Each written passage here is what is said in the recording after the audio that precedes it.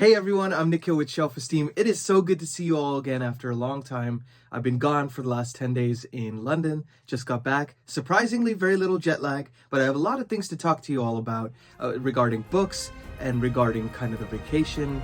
And so I'm really looking forward to chatting with you all. And this video is about the week ending June 23rd, 2024.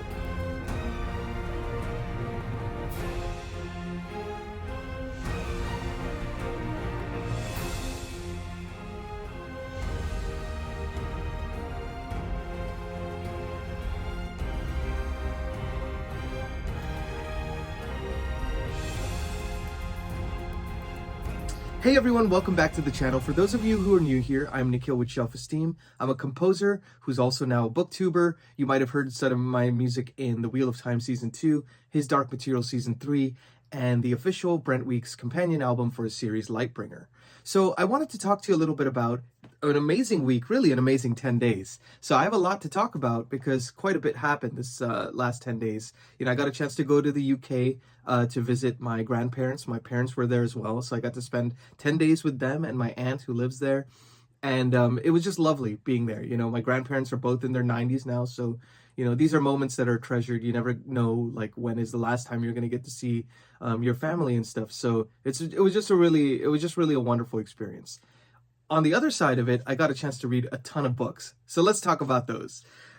First of all, I was on the plane ride, you know, on the way to the UK. And so I decided to start the buddy read that I had begun with Disquiet and Dragons. Fantastic channel. I'm linking him down here in the description, so definitely check him out. We're probably going to talk about this book a little bit at some point as well, so we're still trying to figure out those plans. But that book is none other than one from my favorite author, the author that I have a full shelf back here dedicated solely to, and that is Stephen King, and the book is called Cujo.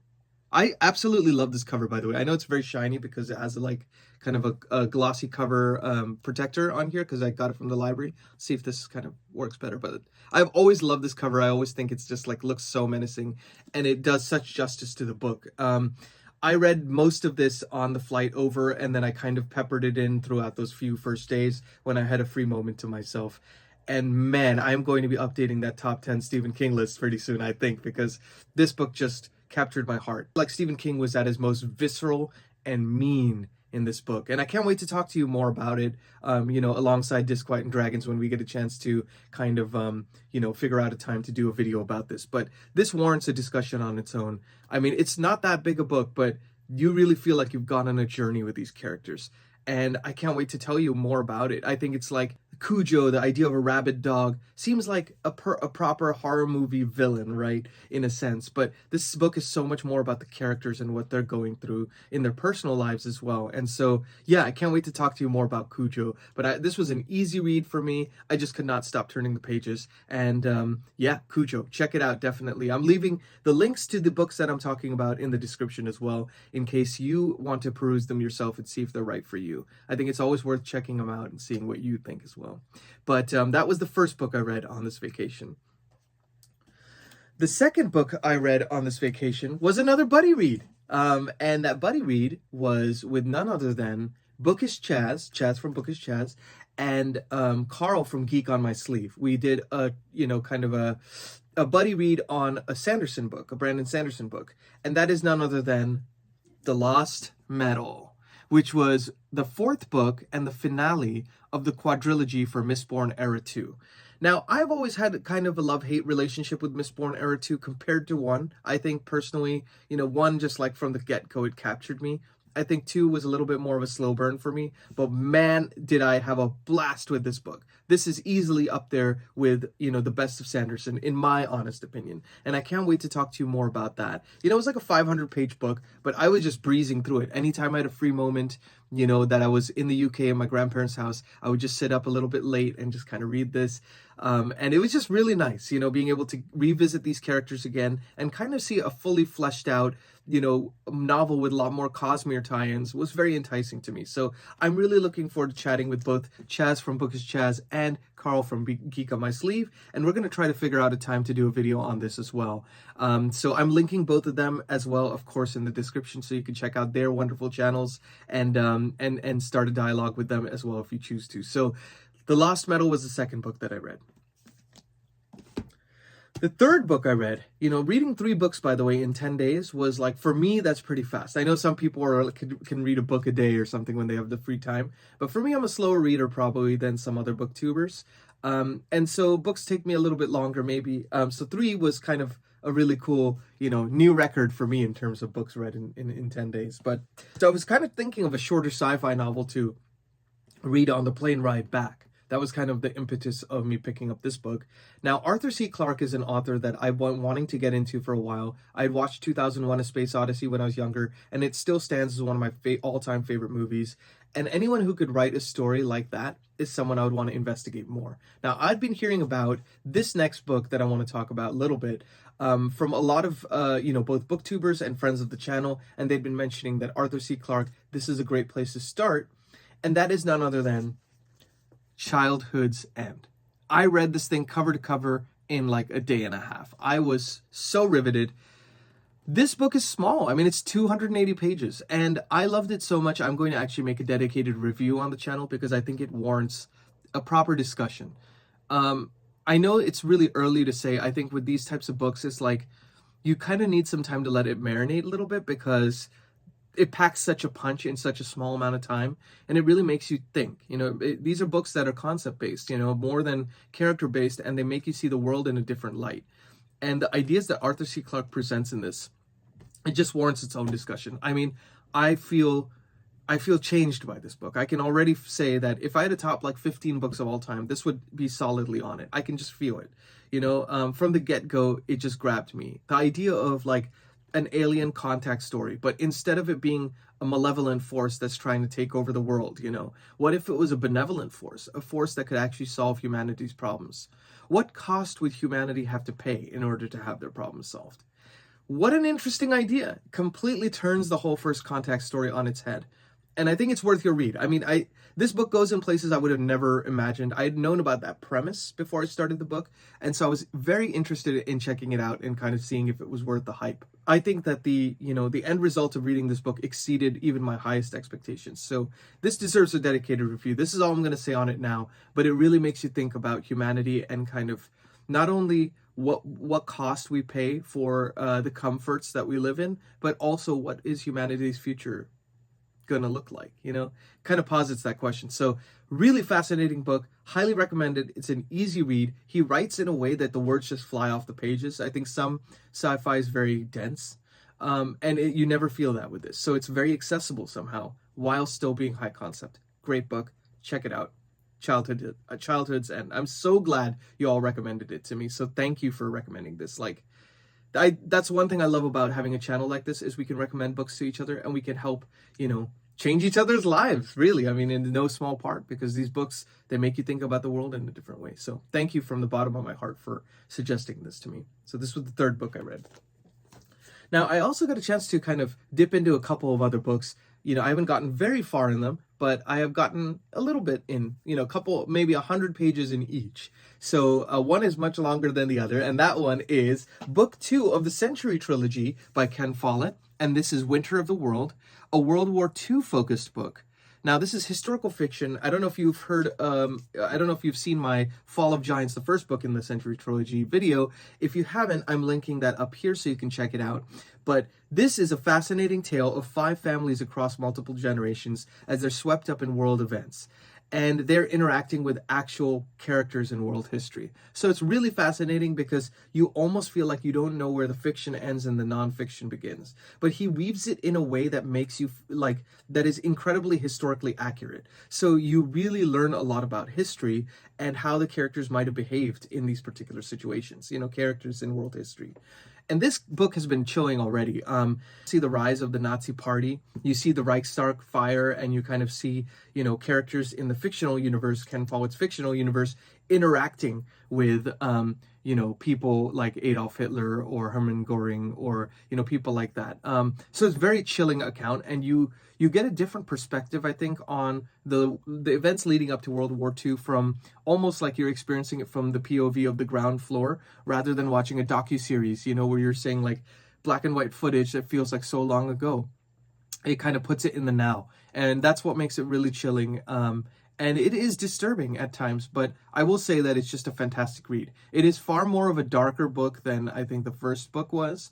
Which is kind of crazy to think because the first book was about World War One, the Russian Revolution, and such. But this just feels more sinister, and it's appropriate for the subject matter. So I'm having a blast so far. I'm about like a ninth of the book, wave of the book in 100 pages, and it's like a 900 something pages book. But I'm really excited to talk more about in length about this book, and I'm probably going to do a dedicated review because these books have just been, really pillars pardon my pun, but pillars in Ken Follett's catalog. So, I'm looking forward to chatting more about this. But that is book 2 of the Century Trilogy, Winter of the World. Beautiful cover here, hardcover.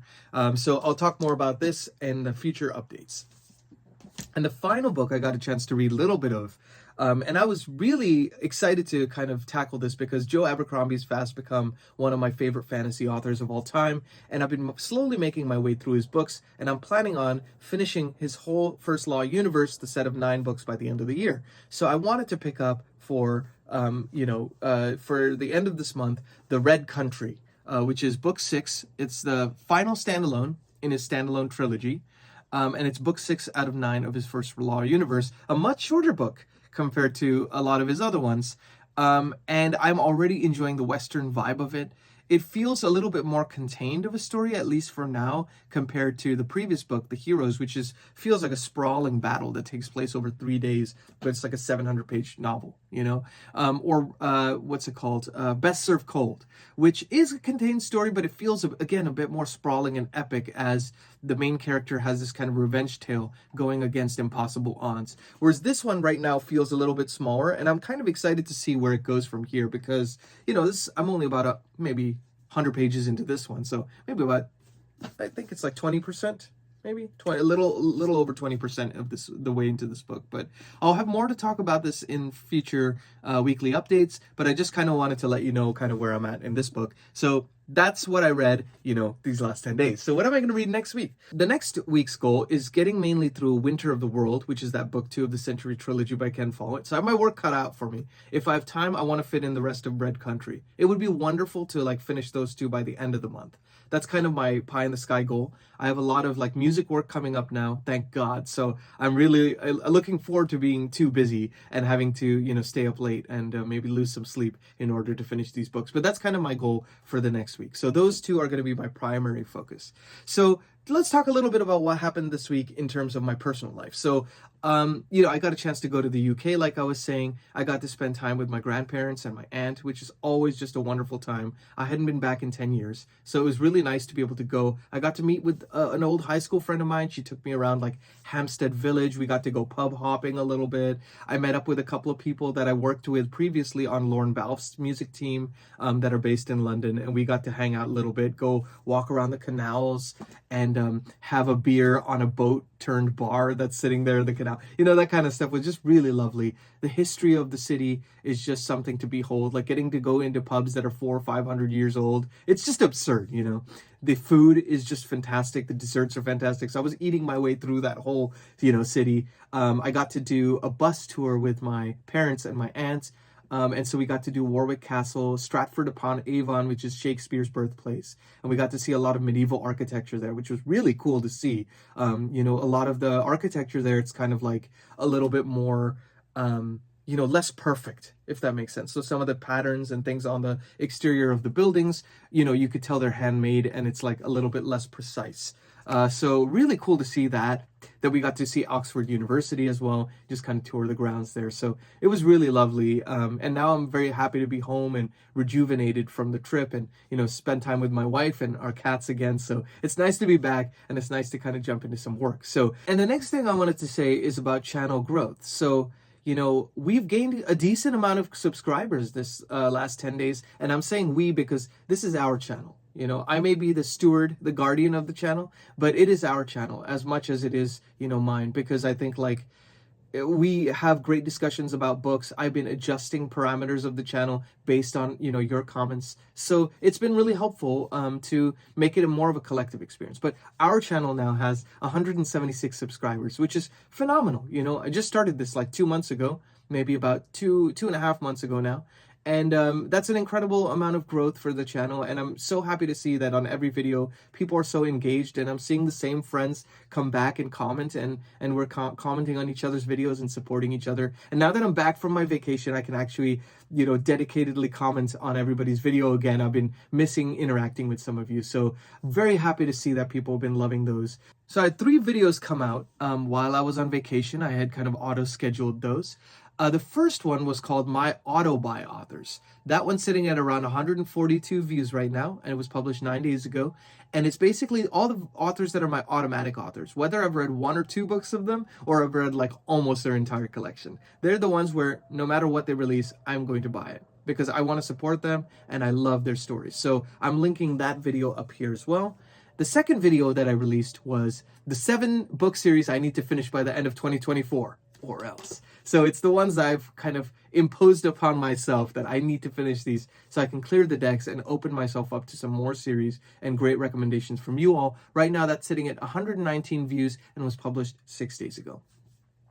And the third video that I thought, you know, I could use some of my experience on scoring, adaptations, and kind of speak on things that I would want to see adapted in the future, and just kind of imagine what the musical worlds of those would sound like. So linking that as well up here, and that was called the Film and TV Composers List of Top 12 Books and Series that Should Be Adapted. Now that was published only 2 days ago and already is sitting at 106 views. So I'm really happy to see that people are feeling engaged with those, and it was nice to be able to kind of continue some sort of dialogue whilst I was on my trip. So I'm really looking forward to making more videos for you guys as now the weeks come and interacting more with you.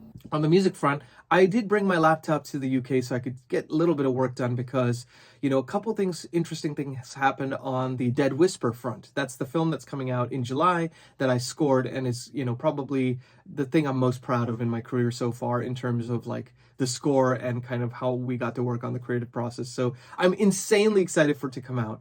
It had premiered on Variety, which is an industry trade, which I was very, you know, thrilled to see. And the trailer garnered about 100,000 views across various platforms in its first week. So it's been trending in the horror film community. So I'm so happy that people are actually getting to see this and they're liking the trailer. And I hope they like the music in the film when it comes out. So just a quick update on that.